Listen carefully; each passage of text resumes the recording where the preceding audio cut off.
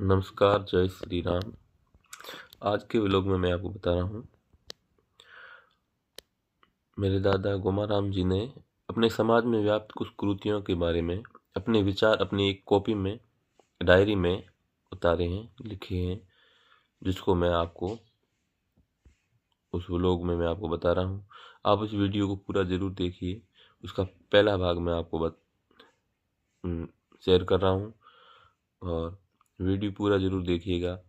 इसमें कुछ समझने की बात है, उन कुरीतियों को अपने विचार करने की बात है और वीडियो को शेयर भी जरूर करिएगा, लाइक सब्सक्राइब जरूर करिएगा। अपने पूज्य परम पूज्य श्री गुरुदेव के श्री चरणों में कोटि कोटि नमन करता हूँ और तत्पश्चात समाज की इस सेवार्थ कुछ पंक्तियाँ अर्पित करना चाहता हूँ। आज के युग गुण धर्म के कारण अंधकार यानी तमोगुण का छत्र साम्राज्य छाया हुआ है। इसी के फलस्वरूप समाज में कुछ कुरीतियों ने जन्म दे दिया है। बड़े दुर्भाग्य की बात है कि भारतीय संस्कृति प्रायः लोप हो चुकी है। लोग अपने कर्तव्य कर्म यानी धर्म को भूल चुके हैं और दिन पर दिन कुरीतियों को बढ़ावा दे रहे हैं। मेरा लगभग 40 साल से इन कुरीतियों की तरफ ध्यान गया, तब से लगातार ये कुरीतियाँ मेरे दिल में खटक रही है, लेकिन करें तो क्या करें क्या। समय की प्रबलता के कारण सभी लोग विवश थे। इस विषय में भाई मुकनाराम कपूपरा का बड़ा ही योगदान रहा। उन्होंने अपना पूरा जीवन समाज सेवा में ही न्यौछावर कर दिया, मगर बड़े दुर्भाग्य की बात है कि ऐसा अमूल्य रत्न अल्प आयु में ही प्रभु ने इस समाज से छीन लिया। प्रभु उनकी आत्मा को शांति प्रदान करें। अब तो समाज का भार आने वाली युवा पीढ़ी को ही संभालना होगा और इस विषय में जितना जल्दी सतर्क होंगे उतना ही फायदा होगा, क्योंकि किसी कवि ने कहा भी है कि मर्ज कर्ज दौराड़ अल्प जौन कीजे जतन, बद्या पछे बिगाड़ रोक्या रह नहीं राजिया।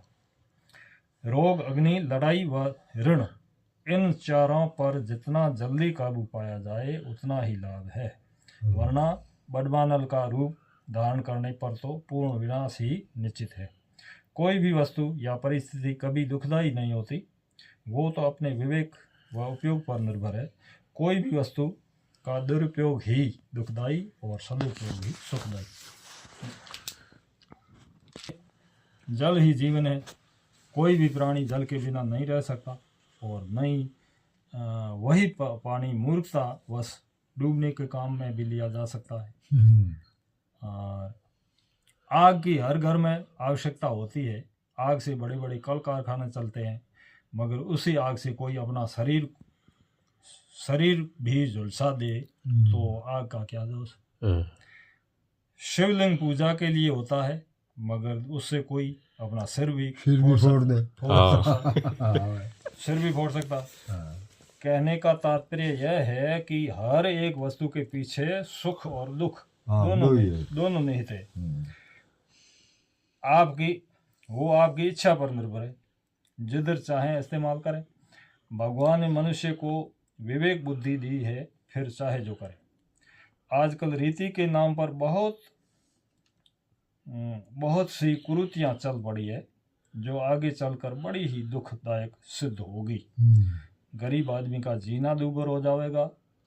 धनवंती लोग उनको ताने मार मार कर उनका जीना हराम कर देंगे। अपने लोक भाषा में एक कहावत है, अक्सर शिक्षक लोग विद्यार्थी से प्रश्न पूछा करते हैं कि बच्चों 100 भेड़ें थी, उनमें से एक कुएं में गिर गई तो पीछे कितनी रही।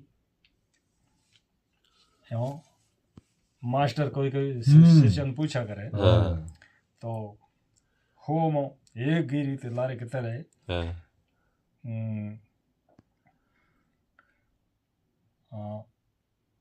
कुएं में गिरी तो पीछे।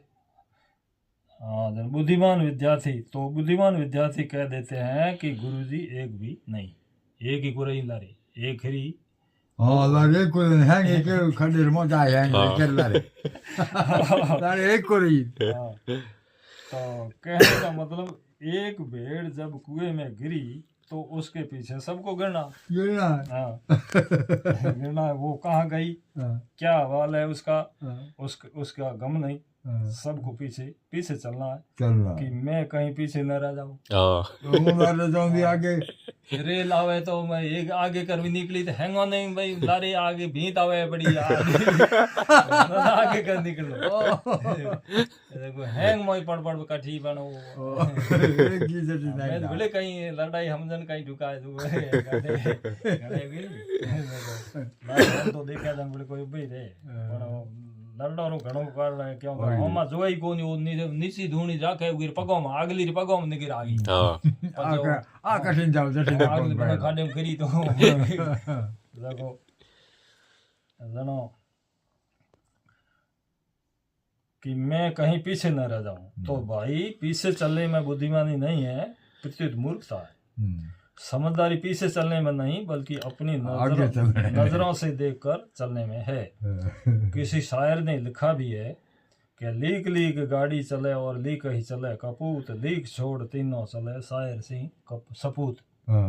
लीक छोड़ चले हाँ तीन चीज है जो को लीक को बे लीक छोड़ दो भी जो कपूत हुआ जो के लीक बे और अगले रास्ते बे वो छोड़ा को है। तो भाई समझदार लोग ही समय अनुसार नया रास्ता अपनाते हैं। उन्हें ही यह विवेक होता है कि इस रास्ते में अपना व सबका हित है और इसमें अहित है। बाकी साधारण लोग दुनिया से डरते हैं कि मैं किसी की नज़रों में ना आ जाऊं कि अमुक आदमी ने यह नई रीति अपनाई या फला रीति उसके घर बंद हुई। तो भाई बंद करना है कुरीति को सुरीति को नहीं। इस तो डरनो कड़ो रीति है जो खुद बंद करनी कौन भाई हखरी हुई रीत है तो कहना बंद करे क्यों एन बूंदी ऊंधी है तो कहना बंद करने में कड़ो हमको पण वो भी है कि भाई मां फलाने घरे बंद हुई मैंने दुनिया मनो नहीं कह देखो